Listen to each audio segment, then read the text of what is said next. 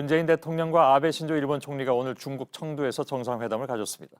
두 정상의 정식 회담은 1년 3개월 만입니다. 지난 여름에 일본의 수출 규제 이후에 두 나라의 갈등이 심했는데 두 사람은 일단 대화를 통해서 문제를 해결하자는 데 공감했습니다. 물론 수출 규제나 강제징용 문제 등 현안에서는 구체적으로 입장 차이를 좁히지 못했습니다. 안의근 기자의 보도를 먼저 보시겠습니다. 두 정상이 강조한 건 솔직한 대화입니다. 양국 간 현안을 해결하려면 직접 만나서 솔직한 대화를 나누는 것이 가장 큰 팁이라고 생각합니다. 今日は率直な意見交換を行いたいと思います。 30분 예정된 회담이었지만 15분 더 만났습니다. 수출 규제 문제에 대한 아베 총리 입장은 다소 누그러졌지만 명쾌한 답은 듣기 어려웠습니다. 아베 총리는 3년 반 만에 수출 관리 정책 대화가 매우 유익하게 진행되었다고 들었다며 앞으로도 수출 당국 간 대화를 통해 문제를 풀어나가자고.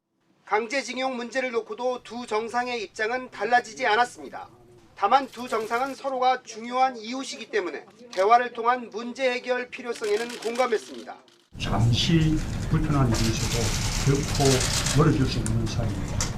문 대통령은 오전에는 리커창 중국 총리, 아베 총리와 함께 한중일 정상회의에도 참석했습니다. 다음 한중일 정상회의는 한국에서 열립니다.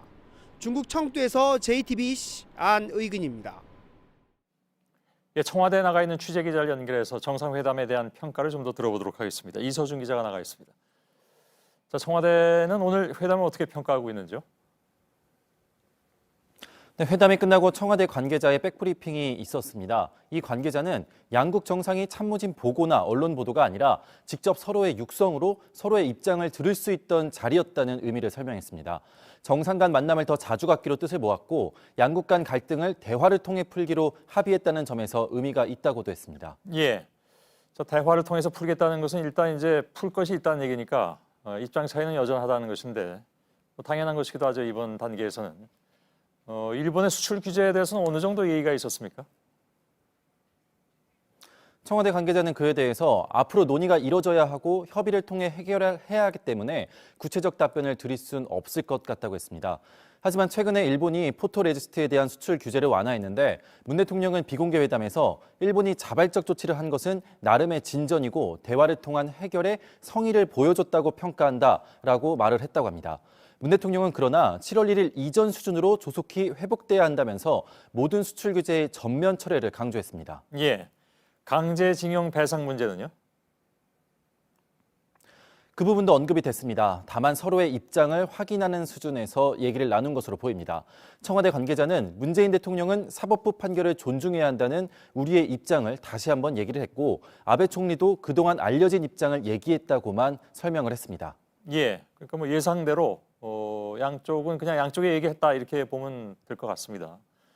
북한 문제에 대해서는 어떤 얘기가 나왔습니까? 청와대는 최근 한반도의 엄중한 정세에 대해 두 정상이 의견을 교환했다고 했습니다. 아베 총리는 문 대통령에게 이 납북자 문제에 대한 우리 정부의 지지와 지원을 요청했고 문 대통령도 이에 대해 긍정적으로 답을 했습니다. 양 정상은 내년 도쿄올림픽을 계기로 양국 국민들이 마음의 문을 열도록 노력하자고도 얘기를 했습니다. 일단 북한 비핵화 문제에 있어서 이 두 나라가 공조를 하고 있다는 메시지를 내놓은 건데 안팎으로 대북 한미일 공조가 여전함을 보여주기 위한 것으로 보입니다. 예, 알겠습니다. 청와대에 나가 있는 이서준 기자였습니다. 그러면 일본 쪽에서는 오늘 회담에 대해서 어떻게 발표했는지 곧바로 도쿄를 연결하겠습니다. 윤서령 특파원이 나와 있습니다. 자, 아베는 기자회견에서 할 말은 다 했다 이렇게 얘기를 했다면서요? 네, 아베 총리가 회담 뒤 기자회견을 했는데요. 자신은 회담에서 일본으로서 주장할 건 주장했다고 말했습니다. 그러니까 이 강제징용 문제와 관련해서는 한국이 책임을 지고 해결책을 보여달라, 국가 간 약속을 지켜달라는 얘기를 했다는 겁니다. 그리고 일본 피고 기업의 자산이 현금화되어선 안 된다는 얘기도 아베 총리가 직접 했습니다. 다만 구체적인 제안이 나오지는 않았고 또 문희상 국회의장 안에 대해서도 거론은 되지 않았다고 합니다. 예. 그리고 일본 쪽에서 아베가 후쿠시마 원전 오염수 문제를 직접 언급했다는 점을 강조하고 있네요. 네, 일본 측 설명에 따르면 이 아베 총리가 직접 이 후쿠시마 제1원전에서 발생하고 있는 오염수 문제를 언급을 했습니다. 이 한국을 포함해서 국제사회에 투명하게 정보 제공을 하고 있다면서 한국이 이 대응을 억제해주길 바란다는 얘기를 했다는 겁니다. 이 오염수 처리 문제와 직접적으로 관련이 큰 한국이 우려를 제기한 데 대해서 자제를 요청한 건데요. 이 아베 총리가 직접 이 문제를 언급한 것은 매우 이례적이어서 이 작정을 하고 말을 꺼낸 것으로 보입니다. 예. 일본은 사실 그 회담에 임하기 전부터 어제 보도를 해드렸습니다만 이미 성과가 별로 없을 거다 이렇게 선을 그어놓는 듯한 인상을 많이 주었지 않습니까? 네, 일본 정부는 사실 이 강제징용 문제나 수출 규제 문제 등 현안에 있어서 협상의 여지를 전혀 열어두지 않았었습니다. 한국하기에 달려있다 이런 입장이었는데요.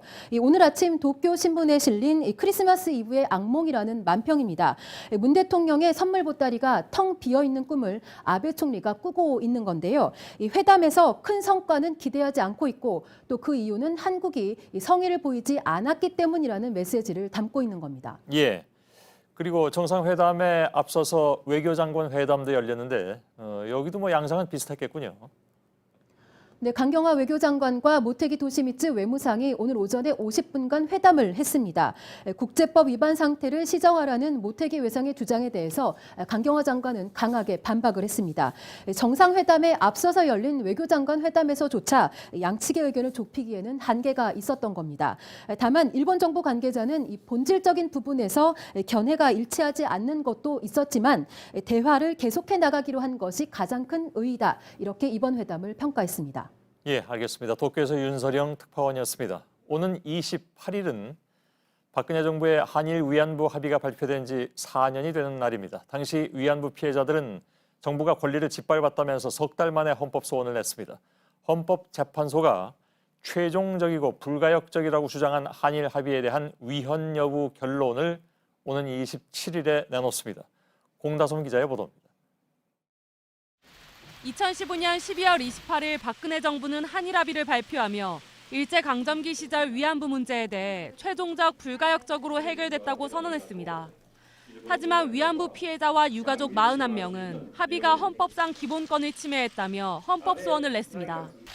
쟁점은 크게 두 가지입니다. 우선 한일 합의를 조약으로 볼 수 있는지 여부입니다. 2015년 한일 합의를 1965년 한일 청구권 협정처럼 조약으로 볼 수 있는지입니다. 앞서 헌재는 한일 청구권 협정을 조약으로 보고 위헌 결정을 내린 바 있습니다. 현재 외교부는 조약이 아니라 정치적 합의였다고 주장하고 있습니다. 또 재산권 침해 여부도 쟁점입니다. 합의를 조약으로 보면 우리 법률과 동일한 효력을 갖는 것이 됩니다. 때문에 국민의 손해배상 청구권, 즉 재산권을 침해했는지 여부에 대해서도 판단할 수 있습니다. 국가가 당사자의 의사와 달리 개인의 배상 청구권을 없앴다면 재산권을 침해했다고 볼 수도 있습니다. 다만 합의를 정치적 행위로 보면 재산권 침해 여부 자체를 판단하지 않을 가능성도 있습니다. 이와 함께 피해자들은 정부 간 합의 과정에서 배제된 만큼 국민의 알 권리를 침해했다고도 주장하고 있습니다. 정부가 국민의 피해 회복을 위해 적극적으로 노력해야 하는데 밀실 합의로 피해를 줬다는 겁니다. 현재 피해자들은 우리 정부를 상대로 민사소송도 진행 중입니다. 1심에선 패소했지만 헌재의 결론에 따라 2심 결과도 영향을 받을 전망입니다. JTBC 공다솜입니다.